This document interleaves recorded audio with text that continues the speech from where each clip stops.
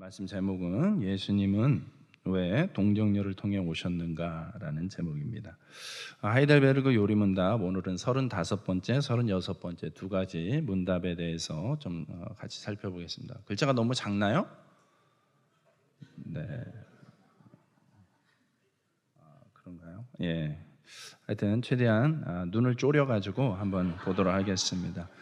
자, 제가 문제를 읽습니다. 그분은 성령으로 잉태되사 동정녀 마리아에게서 나셨으며 라는 말로 당신은 무엇을 고백합니까?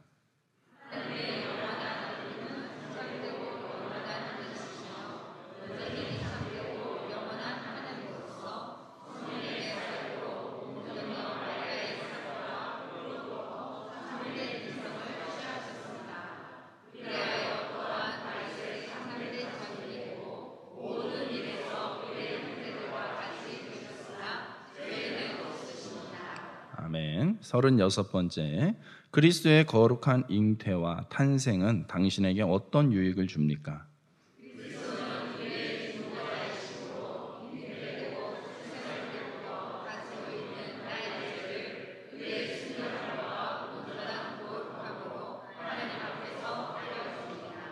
아멘. 네.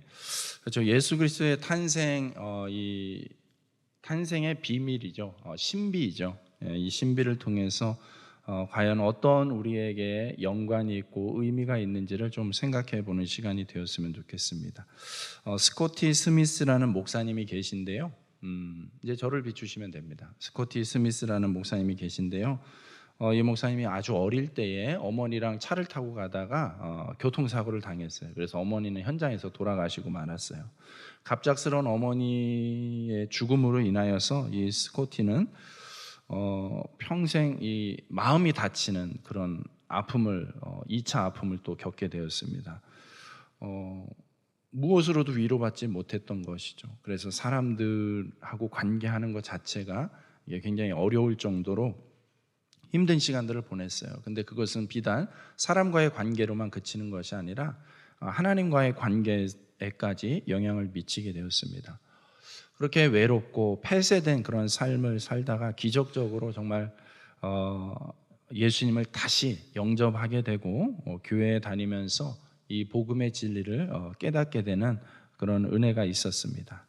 그러면서 그가 그 지난 날 관계가 단절되어지고 폐쇄적인 삶을 살았던, 특별히 하나님과의 그 관계, 관계의 상태를 갖다가 이렇게 나중에 회고를 합니다. 그 시절은 나란히 얼굴과 얼굴을 맞대기보다는 그냥 그렇게 예수님과 지냈던 것 같다.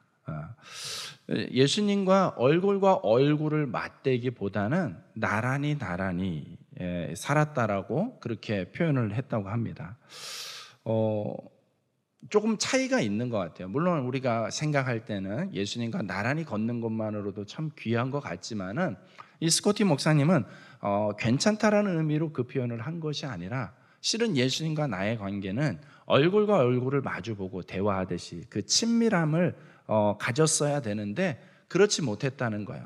또 그렇다고 해서 어려서부터 신앙적인 배경이 있었기 때문에 확 예수님을 또 모른 척하지는 못했다는 거야. 그래서 한마디로 뭐냐면 예수님과 나의 관계가 굉장히 애매모호한 어정쩡한 관계만을 유지했다는 거예요. 완전히 끊어내지도 못하고 그렇다고 완전히 예수님께 의지하지도 못한 채 그렇게 살았다고 이야기합니다. 우리가 간혹 가다가 신앙의 상태를 좀 점검해 본다면 이 스코티 목사님 이야기한 것처럼 비슷한 모습을 가질 때가 있습니다. 예수님을 완전히 거부하는 것도 아니에요. 부정하는 것도 아니에요. 근데 그렇다고 해서 예수님께 전적으로 의지하고 있느냐? 또 그렇지는 또 못한 것 같아요. 그래서 굉장히 애매하고 어정쩡한 상태로 살 때가 있다라는 것이죠.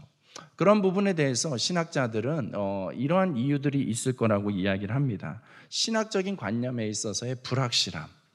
그렇죠. 예수님에 대해서 불완전하고 불확실하고 부정확하고 불안정한 생각을 가지고 있다면 그 관계가 그렇게 어정쩡할 수밖에 없다라고 이야기를 합니다.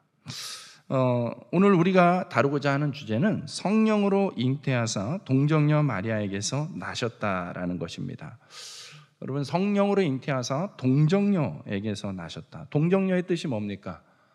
남자와 관계를 하지 않은 상태를 이야기하는 거예요. 여자의 상태를 이야기하는 거예요. 그러니까 남녀의 결합이 없이 생명이 만들어졌다라는 거.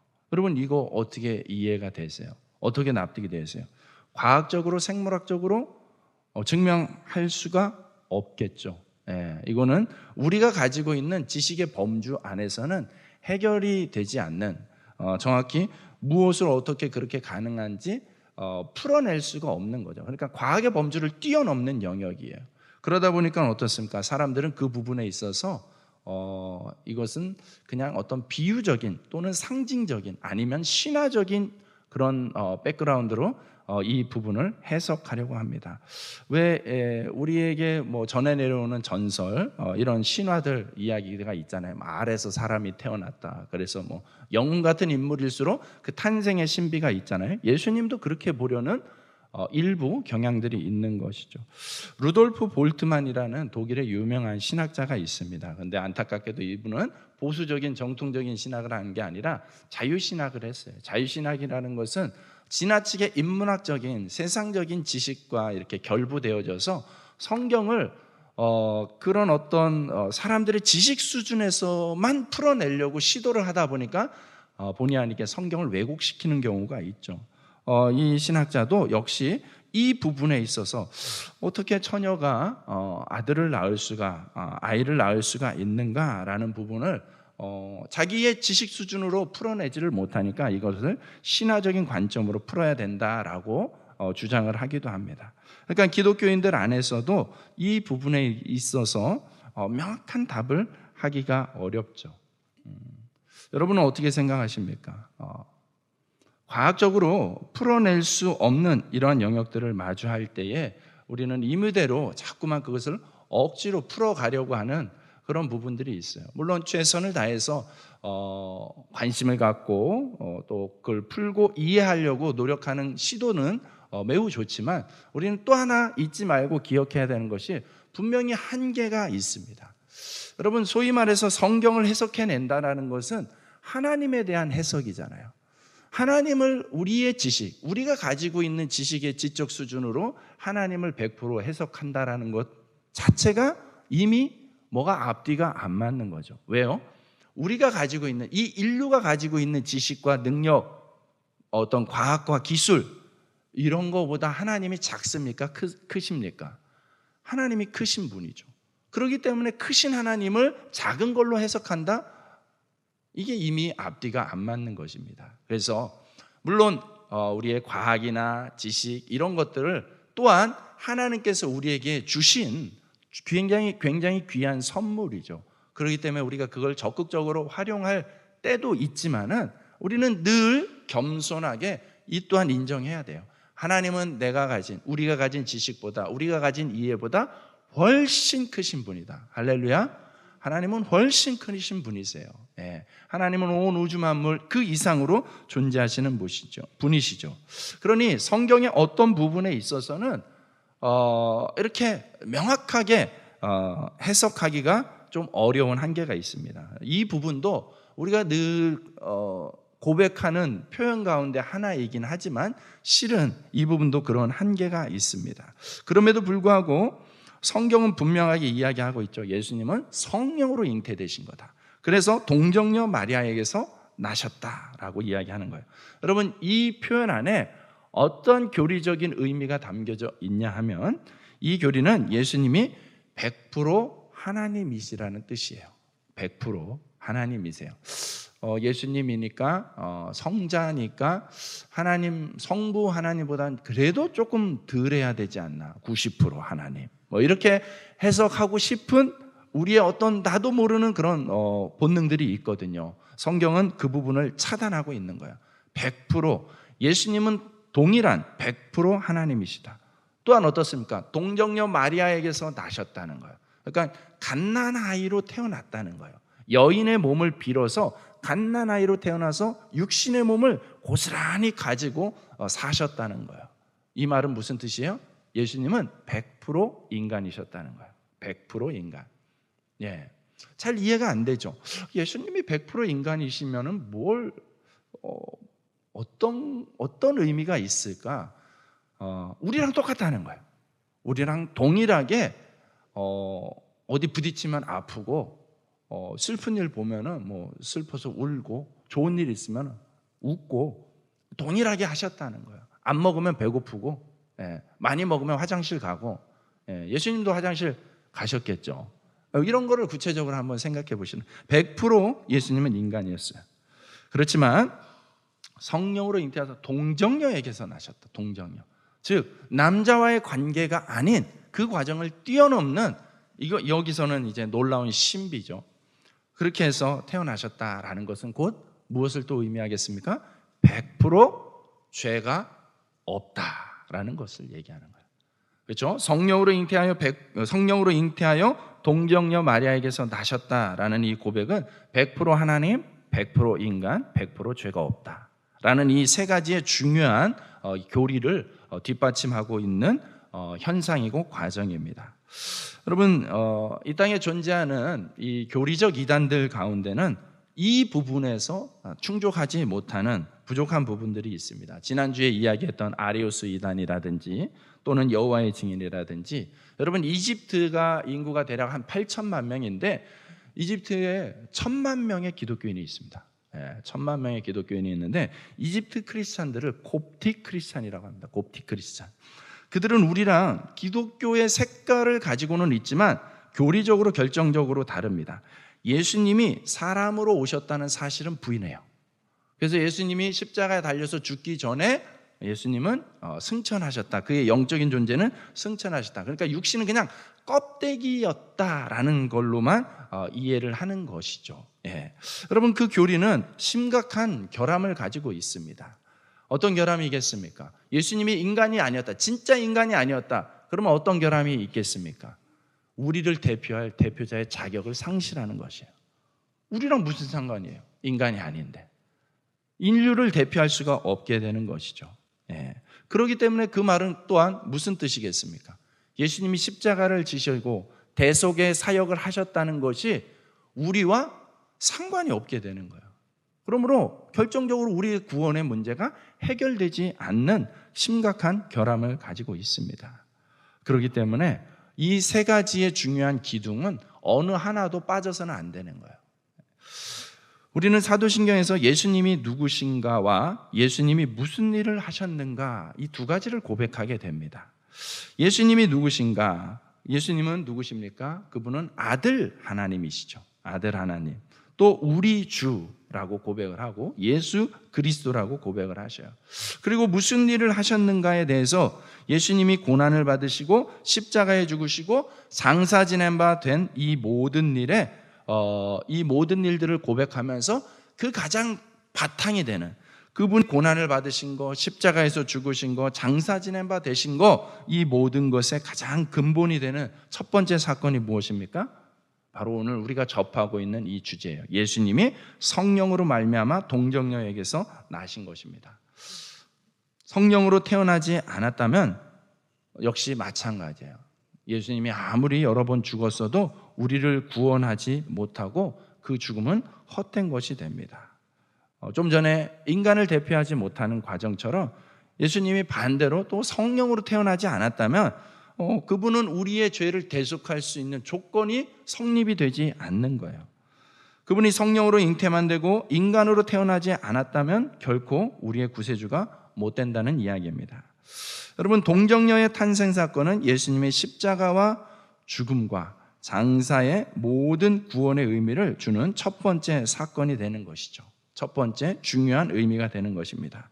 여러분, 어떻게 처녀를 아기가 낳았을까? 이 부분이 여전히 우리의 궁금증으로 남아 있을 것입니다. 그런데 여러분, 제가 하는 주장 중에 하나가 뭐냐면 질문을 잘하면 답이 보인다예요. 질문을 잘하면 답이 보인다. 질문이 참 중요한 것 같아요. 우리는 자칫하면 이 부분에 있어서 자꾸 어떻게에 집중을 하기가 쉽습니다. 왜냐하면 쉽게 납득이 안 되니까요. 궁금하니까요. 근데 성경은 우리의 호기심을 충족하는 책이 아니거든요. 우리에게 영적인 진리를 선포해 주는 말씀인 것이지 단지 우리의 어떤 지적 호기심을 채워주는 도구가 아닙니다. 그렇기 때문에 이 질문은 좀 수정할 필요가 있습니다. 어떻게 예수님이 어떻게 처녀가 아기를 낳았을까가 아니라 여러분 어떻게가 아니라 왜라는 질문으로 바꿔야 됩니다. 왜 예수님이 그런 방법으로 태어나셔야만 하셨는가라는 식으로 질문을 바꿔야 된다는 것입니다. 여러분 예수님이 그렇게 태어나셨다는 것이 납득이 안 돼서 믿지 못한다면은 여러분의 탄생을 한번 생각해 보시면 돼요. 기억을 잘 떠올려 보시면은 여러분이 엄마 뱃속에서 정자와 난자가 만나서 생명으로 태동하는 그 순간이 기억나시나요? 그 눈에도 잘 안 보이는 그 세포가 만나서 세포 번식을 이루면서 점점 머리가 생기고 심장이 생기고 손가락과 발가락이 생겼던 그때가 기억나시나요? 여러분 어떻게 그럴 수 있습니까? 그 현상이 눈으로는 보여지지만 어떻게 그럴 수 있느냐는 부분을 묻고 어떻게로 질문하면 답을 알 수가 없습니다. 우리의 존재 자체도 신비라는 거예요.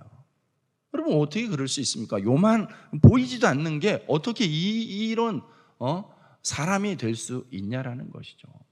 우리가 존재하는 것 자체가 이미 놀라운 생명의 신비인 것이죠. 예수님의 그 탄생의 비화도 마찬가지예요. 이런 우리의 지식으로는 다 이해할 수 없는 그런 놀라운 신비가 있는 것이죠. 그렇기 때문에 우리는 좀 더 질문을 바꿔서 어떻게보다는 왜라는 거에 초점을 맞춰서 생각해 봐야 되겠죠. 예수님이 왜 참 사람이 예수님이 왜 그런 방법으로 태어나셨는가에 대한 그냥 한 문장의 대답은 바로 우리를 위해서입니다. 한번 따라 하시겠습니다. 우리를 위해서. 예. 그렇죠. 우리를 위해서 예수님이 태어나셨어요. 예. 졸음을 뚫고 예수님께서 우리를 위해서 이제 인간으로 태어나신 것이죠. 그렇기 때문에 예수님은 참 사람이 되셔야만 했습니다. 100%의 인간이 되셔야 됐습니다. 그래야지 나를 위해서 죽으실 수 있기 때문에 그러는 거죠. 여러분 우리는 태어날 때 뭐 하기 위해서 태어나요? 태어나서 여러분들이 첫 마디 했던 게 뭐예요?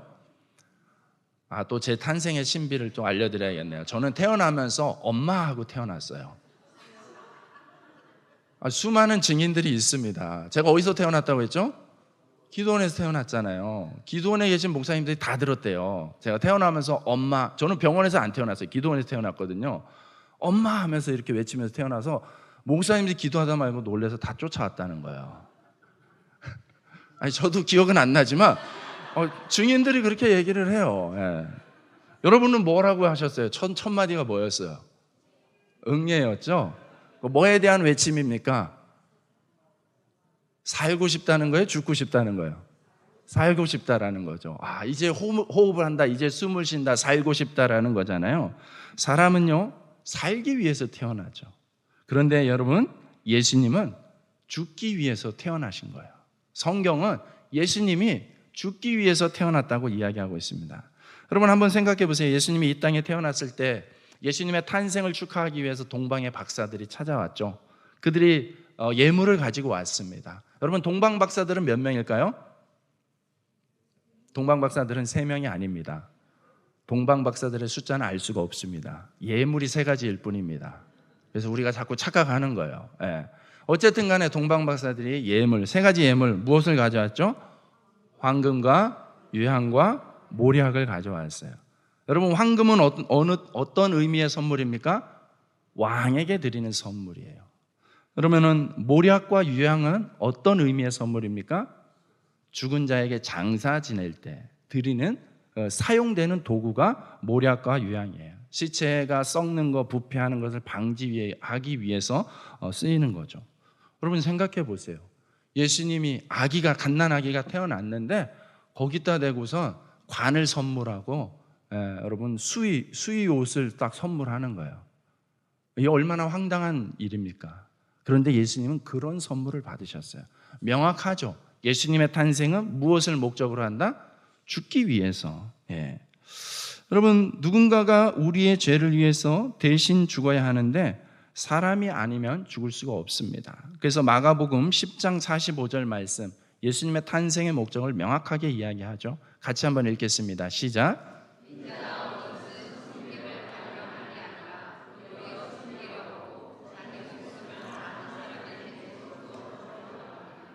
아멘. 인자가 온 것, 예수님이 이 땅에 태어나신 것은 섬기기 위해서 오셨고, 예수님이 이 땅에 오신 것은 많은 사람을 자기 목숨을 많은 사람의 대속물로 주기 위해서, 목숨을 내어놓기 위해서 오셨다는 거예요. 잉태되는 순간부터 죄에 감염되어서 우리를 덮어주시기 위한 예수님의 그 보혈의 피, 그 피 흘림은 인간일 때만 유효하다는 것이죠. 우리와 관계가 있다는 것이죠. 그 예수님께서 인간이 되신 또 다른 이유가 있습니다. 우리 인간이 되셔야만이 우리를 이해할 수 있기 때문이죠. 여러분, 대제사장은 이스라엘 12지파의 이름이 새겨진 보석을 어깨에 달고 그 전에 들어갔습니다. 하나님 앞에 다 들어갔습니다. 이 대제사장의 옷에 달려있던 12보석은 무엇을 의미합니까? 12지파를 의미하는 것이죠. 12지파의 이름이 새겨진 흉패를 가슴에 단 채 하나님께 나아갑니다. 이는 무엇을 의미하는 겁니까? 백성을 대표하는 거죠. 백성을 다 끌어안는 거죠. 가슴에 품고 하나님 앞에 나아가는 장면을 이야기합니다. 구약의 그 대제사장이 신약에 다시 한번 언급이 됩니다. 히브리서 4장 15절 말씀을 한 번 더 읽겠습니다. 시작.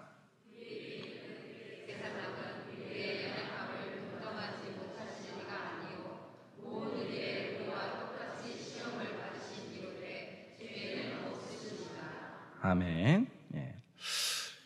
예수님이 우리의 대제사장입니다. 우리를 끌어안기 위하여서 대제사장으로 우리에게 오셨죠. 히브리서가 증거하기는 무엇입니까? 우리의 연약함을 동정하지 못하실, 이해하지 못하실 이가 아니라는 거예요. 왜냐하면 우리와 똑같이 시험을 받으신 분이시기 때문이라는 거예요. 물론 예수님은 또한 하나님이시기 때문에 우리를 다 알죠. 이해하죠. 그럼에도 불구하고 직접 참여를 하셨다는 거예요. 여기에 놀라운 예수님의 사랑이 있는 것이죠. 충분히 그렇게까지 안 해도 알 수 있지만 우리의 아픔, 우리의 연약함, 우리의 괴로움을 그대로 함께하기 위해서, 참여하기 위하여서 예수님이 친히 굳이 인간이 되셨다는 거예요. 여러분, 어떤 소년이 있는데, 어린 소년인데 이 아이가 불의의 사고로 한 팔을 잃어버리고 말았습니다. 한 팔이 절단되는 사고를 당했습니다. 이제 한 팔만 가지고 살아야 됩니다. 그렇게 학교를 갔는데 아이들이 초반에는 막 놀리는 거예요. 선생님이 그걸 보면서 반 아이들에게 이런 프로젝트를 권면했어요. 이 아이가 오른팔을 다쳤는데, 야, 너희들도 오른팔을 다 뒤로 묶자. 그리고 왼팔 하나로만 지내보자. 이렇게 제안을 한 거예요. 그래서 아이들이 그렇게 하는 거예요.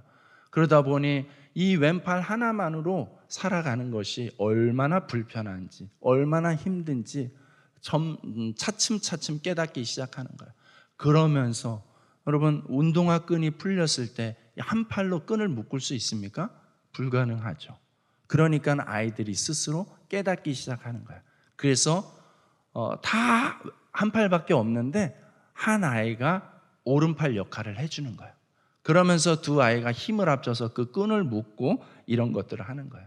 그런 과정들을 통해서 이 아이의 장애를 갖게 된 이 아이의 아픔에 아이들이 공감을 하게 되었다라는 그런 이야기가 있습니다. 여러분, 예수님이 마치 이와 같은 것이죠.